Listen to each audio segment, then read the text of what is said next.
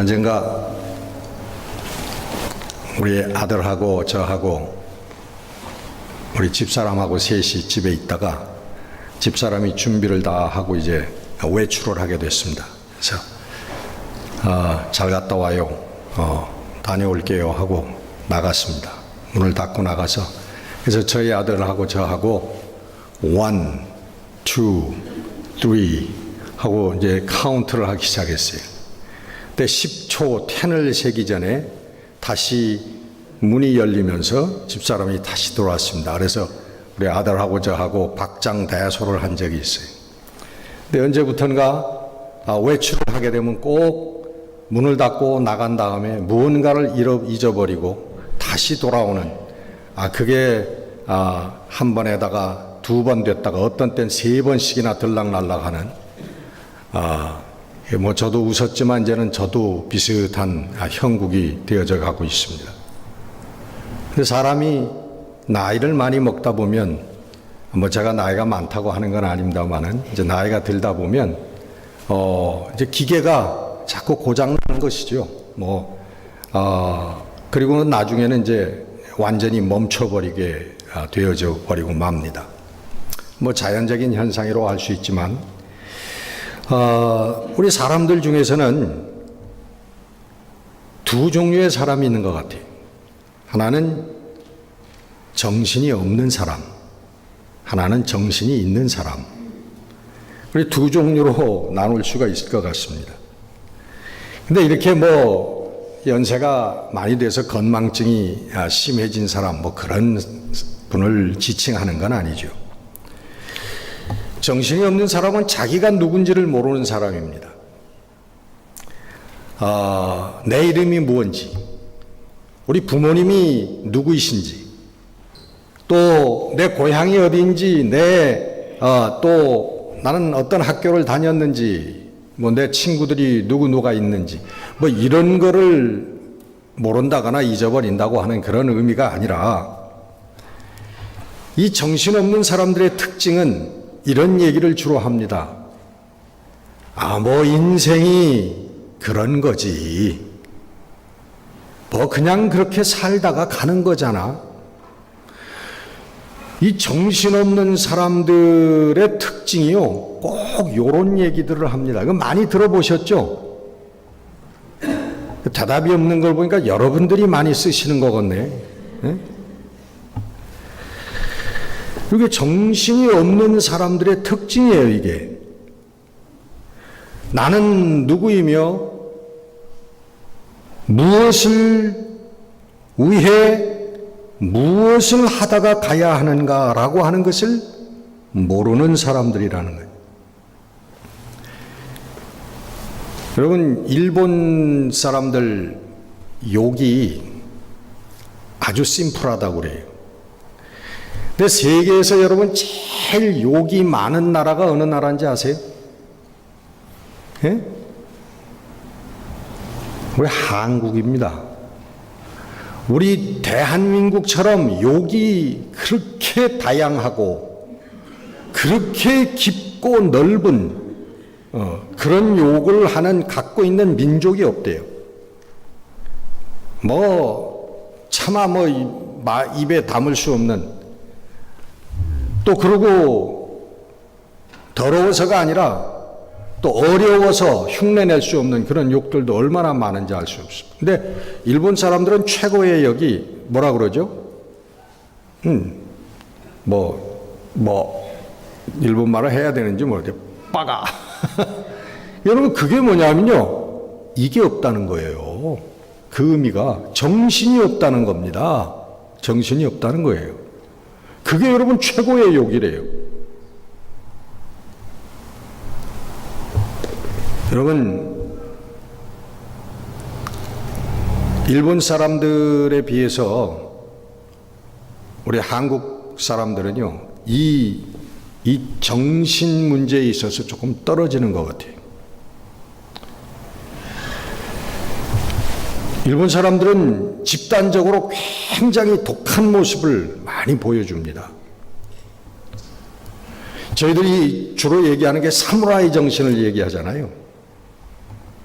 사무라이 정신은요, 책에도 이렇게 뭐 소설 같은 것도 좀 읽어보면요, 사무라이가 꿇어!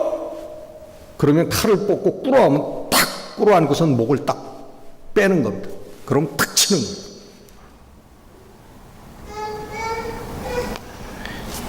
2차 대전 중에 이 가미가제라고 하는 거예요. 이 미국 사람들은요, 상상할 수 없는 그런 일이에요. 비행기를 타고 대적할 수 없으니까 그 군함의 큰 엔진룸 굴뚝으로 자기 자신을 비행기와 함께 쳐박는 폭탄이 되어지는, 그게 이 사람들 그 사무라이 정신에서 나왔다는 거죠.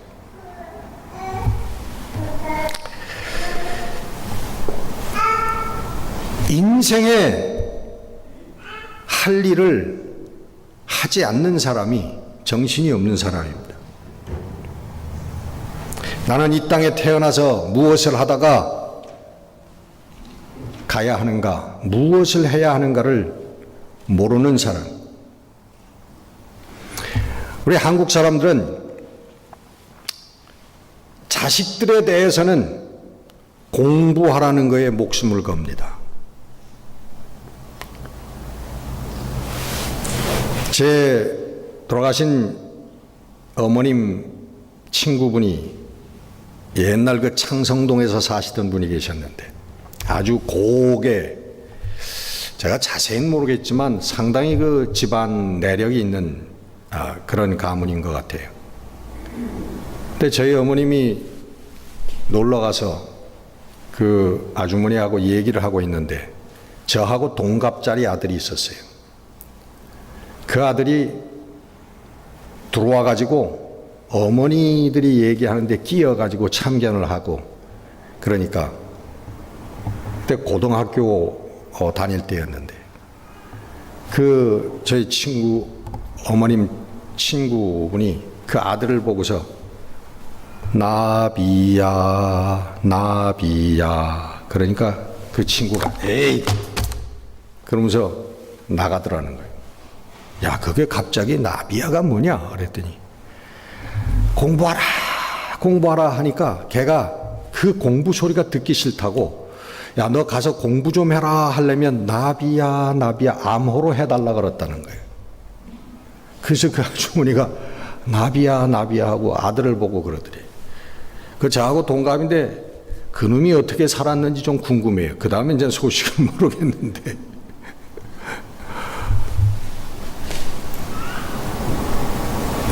뭐 얼마 전에도 무슨 뭐 스카이인가 무슨 뭐 연속극이 나와서 아주 히트를 했죠, 한국에서. 애들 공부시키는 문제에 대해서. 한국 사람들이 아주 그 자식들에 대해서는 이 공부 하나에 목숨을 겁니다. 근데 가만 보면 자기가 공부 안 한 인간들이 그러더라고, 꼭. 이게 공부에 대해서 무슨 컴플렉스가 있는 사람들이 꼭 자식들에게 그래.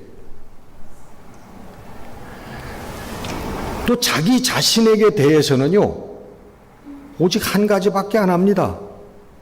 돈 버는 거.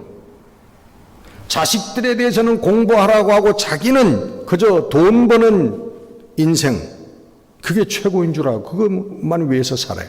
우리 한국 분들 보면 대부분이 다 그렇습니다. 여러분이 자식 공부 안 하는 거에 대해서 속 썩을 일이 아니에요. 자기 좋아하는 거 하도록 내버려 두면 됩니다. 뭐 얼마 전에 그냥 애들이 게임 막 한다고 그냥 부모들이 그 뭐 컴퓨터 뭐를 뭐 그냥 뭐 끊어버리고 뭐 하고 나중에 무슨 살인 사건까지 났었죠, 그것 때문에. 그런데 요즘 게임 잘하는 애 뭐 신문에 보니까 아유 미국의 컴캐스트라고 하는 그 최고의 미디어 거기에서 얘 일상을 방송한대요. 몇십억 연봉을 몇십억씩 주면서.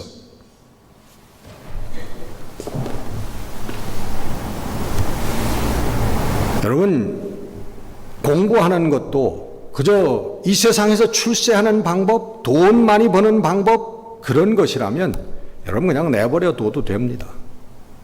자기 좋아하는 거 하게 만들면 돼요.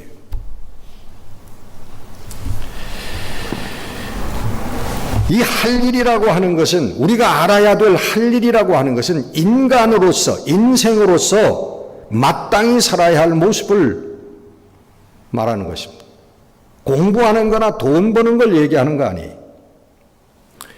자식은 부모를 공경하고, 부모는 자식을 사랑하고 훈육하고, 형제는 우애하고, 친구는 의리를 지키고, 부부는 정결을 지키고, 인간은 인간을 사랑하고, 약한 자를 붙들어주고 가난한 자를 돕고, 이게 우리 인생이 마땅히 해야 될 일들이랍니다. 할 일을 안다 모른다, 그 할 일이라고 하는 것은 바로 이것을 의미하는 것입니다. 또 하나, 우리 하나님의 자녀들로서, 성도들로서 우리가 해야 할 일이 있죠. 그것은 하나님의 사랑을 받고 하나님의 부르심을 받은 우리 하나님의 자녀들로서 우리 서로 사랑하는 일입니다. 하나님의 명령이요, 우리 그리스도인들의 사명이라고 하는 거예요. 서로 사랑하는 거예요. 하나님의 자녀가 되었음에도 불구하고 믿음과 사랑의 삶을 살지 못한다면 이 사람은 할 일을 알지 못하는 정신없는 사람이라는 거예요. 정신 빠진 사람이고 정신없이 산 사람이라는 것입니다. 두 번째, 정신이 있는 사람.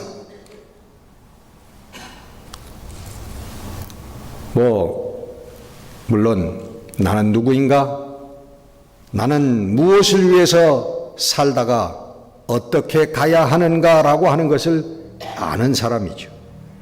그게 정신이 있는 사람입니다.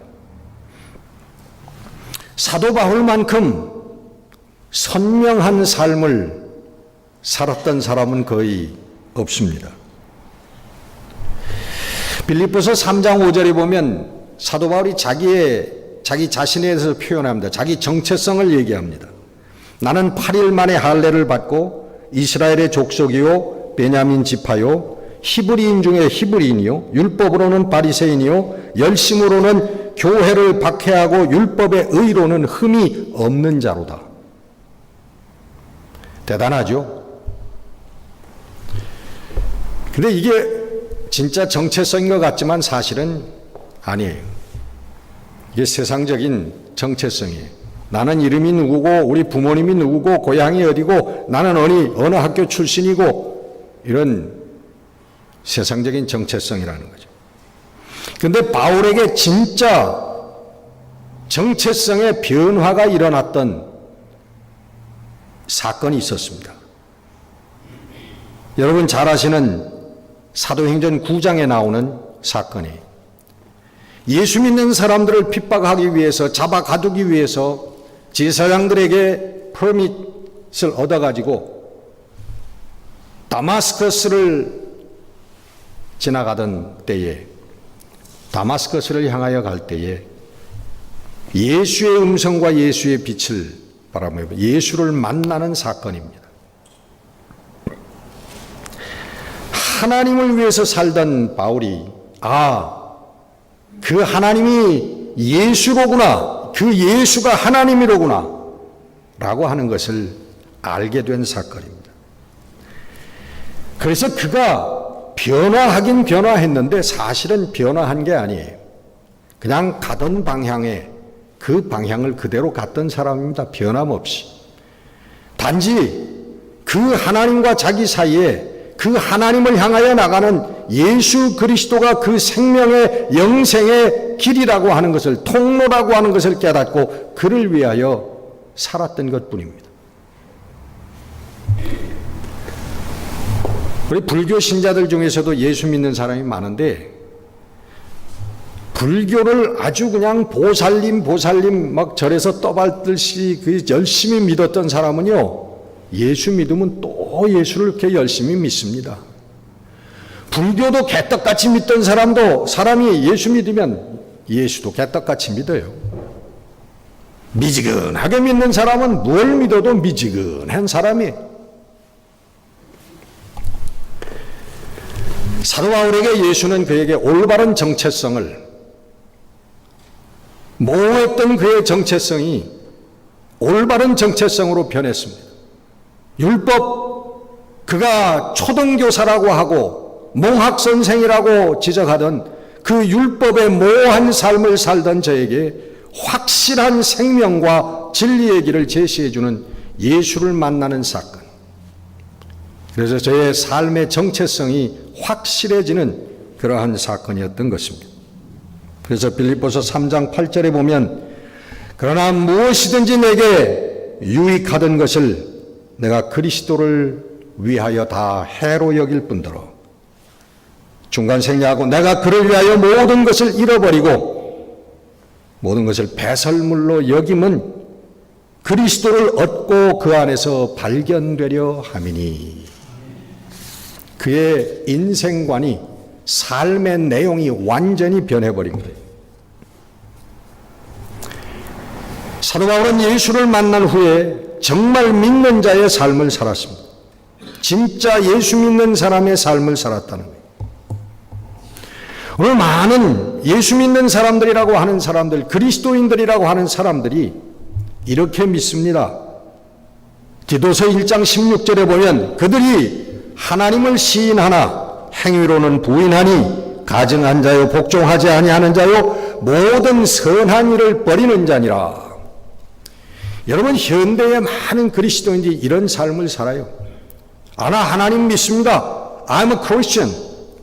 나 예수 믿습니다. 하지만 그러나 진짜 그들의 삶으로는 하나님을 부인하는 삶을 살고 있다 그러는 거예요. 여러분, 이런 가짜 그리스도인들이 하나님 앞에 정말 나중에 설 수 있을까요?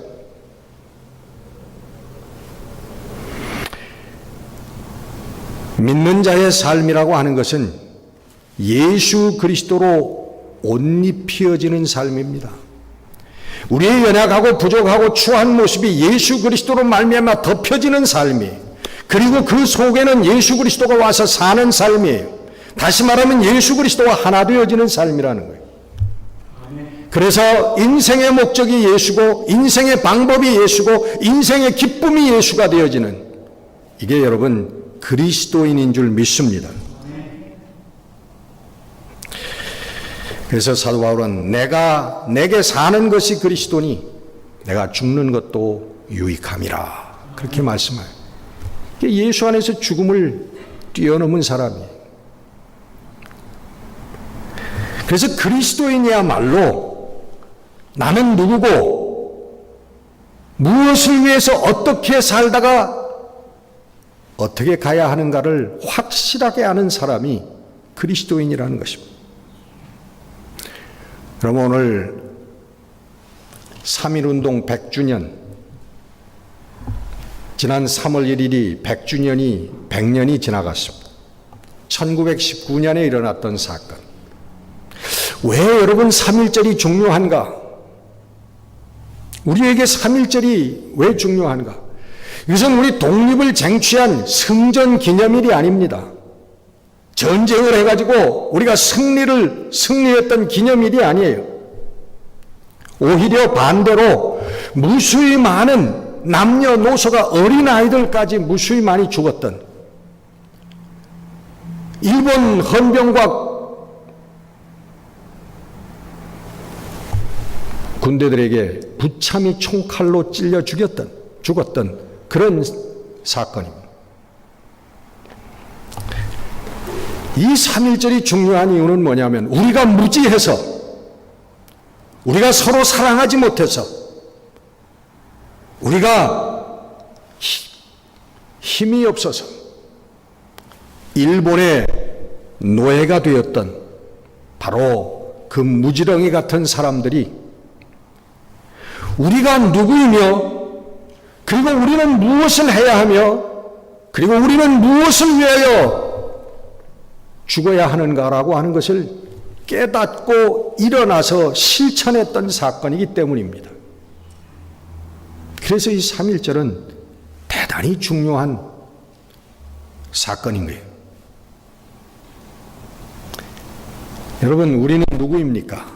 우리 미국 시민권을 얻어가지고 우리는 미국인들입니까? 행정적으로 서류상으로 우리 미국인이죠. 여러분, 그건 행정적이고 서류적인 거고 우리는 한국 사람들입니다. 우리는 대한민국 국민입니다. 죽어도 우리 대한민국 사람들이, 그리고 하나님의 백성입니다. 유관순 열사의 죽음 앞에 고개가 숙여지는 이유인 것입니다. 우리 유관순 여사는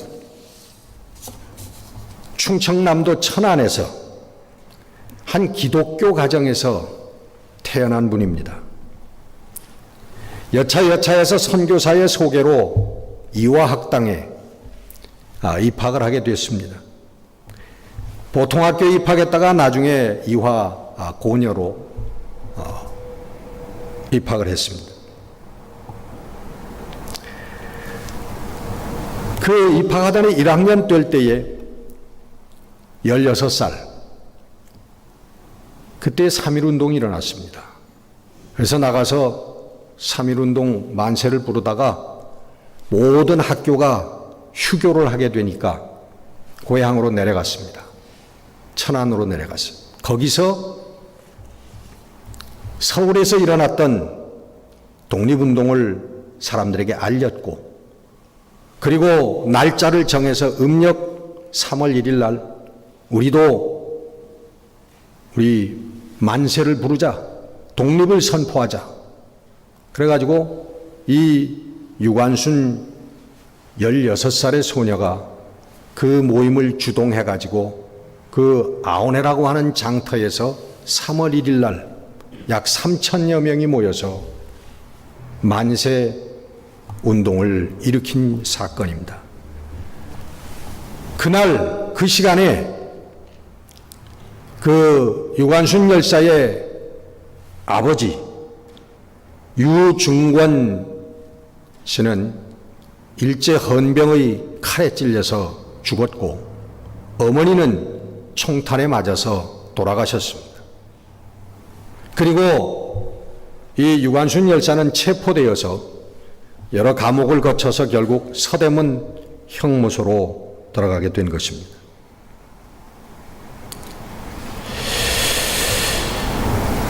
이 유관순 열사는 재판을 받을 때 내 나라에 쳐들어온 너희들에게 나는 재판을 받을 필요가 없다. 나는 내 나라에서 해야 할 당당한 일을 했을 뿐이다. 그렇게 당당하게 얘기했다고 합니다. 그리고 유관순 열사는 3년형을 받고 옥고를 치렀는데, 그 형무소 내에서 모진 고문을 받고, 뭐 일일이 다 말할 수 없습니다. 결국 사인은 방광파열로 되어 있습니다만 자궁파열이, 어떤 고문을 받았는지 여러분 상상할 수 있을 거예요. 결국은 만 18세가 되기 몇 달 전에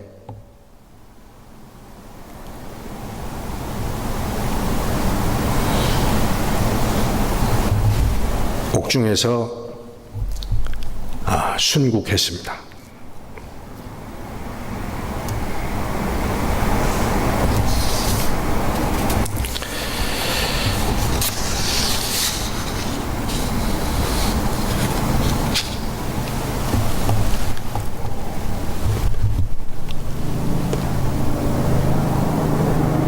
우리 유관순 열사는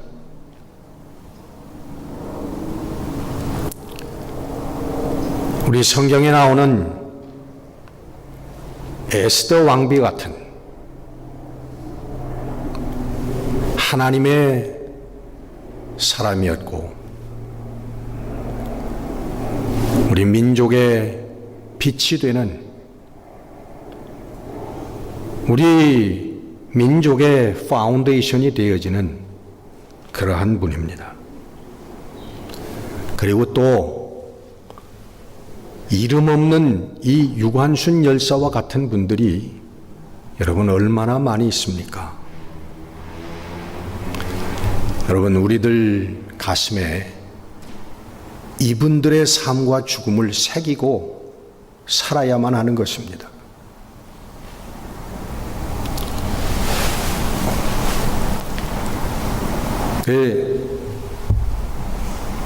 이분들이 없었다면 우리는 지금 무슨 낙가무라상, 다낙가상 아마 이러고 있을 거예요. 그래서 여러분, 일제차들 타고 폼 잡지 마시고, 예? 이분들의 그 고통과 눈물을 기억하면서 오늘도 우리나라가 복음의 국가가 되어지고, 그리고 경제적으로도 우리 일본을 앞설 수 있는, 그래서 다시 억울함을 당하지 않는, 힘이 없어서 그런 이런 나라를 위해서 생각하며 살아야 하는 거예요. 이게 대한민국 국민이에요. 대한 사람이라고 하는 거예요. 오늘 본문은 우리 사도 바울의 마지막 유언 같은 그런 말씀입니다. 사도 바울은 25절에 보면 에베소 장로님들에게 여러분, 이제는 다시는 내 얼굴을 보지 못할 것입니다 하고 마지막 유언과 같은 얘기를 합니다. 어떻게 알았는가요?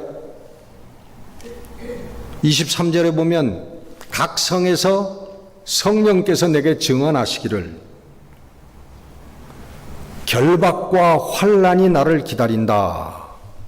성령께서 각 성에서 여러 번 사도 바울을 통하여 사도 바울에게 이 말씀을 주셨다는 거예요. 저는 어느 권사님을 아는데요, 신실하게 사시던 권사님, 어느 날 자녀들 모아놓고, 야 얘들아, 나는 몇 월 며칠 날 몇 시에 하나님이 부르셔서 간다.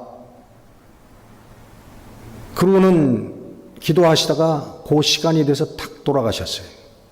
자녀들이 그 순간 다 모여서. 여러분 주위에도 그런 얘기 많이 들으셨죠? 그런 분들 계시죠? 주님과 동행하다가 주님이 너 이젠 이 땅에 너의 시간이 다 됐구나. 이젠 내게로 와라. 같이 가자. 그 떠나가시는 분들 우리 주위에 많아요. 이 마지막에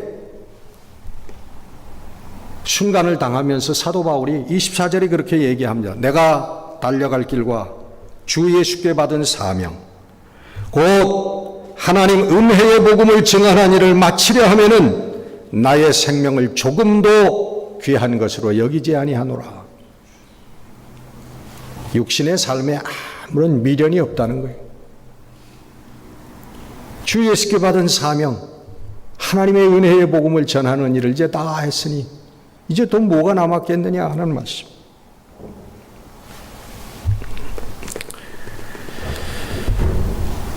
여러분, 우리 하나님의 자녀로 정신 있는 삶을 살아야만 합니다. 정신이라고 하는 것은 영어로 spirit이라고 합니다. 예수 그리스도의 영, 예수 그리스도의 정신, 똑같이 The Spirit of Jesus Christ, spirit이라고 번역하는 거예요. 같은 말이에요. 예수 그리스도의 영, 예수 그리스도의 정신. 여러분, 이 정신, 예수 그리스도의 정신은 내내 성경에 사랑이고 평화이고 기쁨이라고 의로움이라고 그렇게 설명하고 있습니다. 사도 바울은 로마에서에서 하나님의 나라는 성령 안에서 의와 평강과 희락이라. 여러분, 예수 그리스도, 그 안에 있는 예수 그리스도의 정신 있는 사람들이 되어서 우리의 주어진 우리 육신의 생명 다 바쳐서 사랑과 평화와 의로운 생명의 길을 걸어가는 여러분들의 삶이 되어지시기를 주의 이름으로 축원합니다. 기도하겠습니다. 하나님, 가치 없는 저희들을 주의 자녀로 불러주시고 주의 생명의 길을 알게 하셔서 이제 우리가 어디서 와서 무엇을 하다가 어디로 가는지를 깨닫게 하여 주시는 은혜를 감사를 드립니다. 하나님, 이제 깨닫고 알고만 있는 것이 아니라 바로 그 복음의 삶을, 예수 그리스도의 정신의 삶을 바로 살 수 있는 저희들이 되게 하여 주옵소서. 사도 바울과 같이 이 사명을 위해서 우리의 생명을 하나님께 바쳐드리는 은혜의 역사가 있게 하여 주시옵소서. 우리 주 예수 그리스도 이름으로 감사하며 기도드렸습니다. 아멘.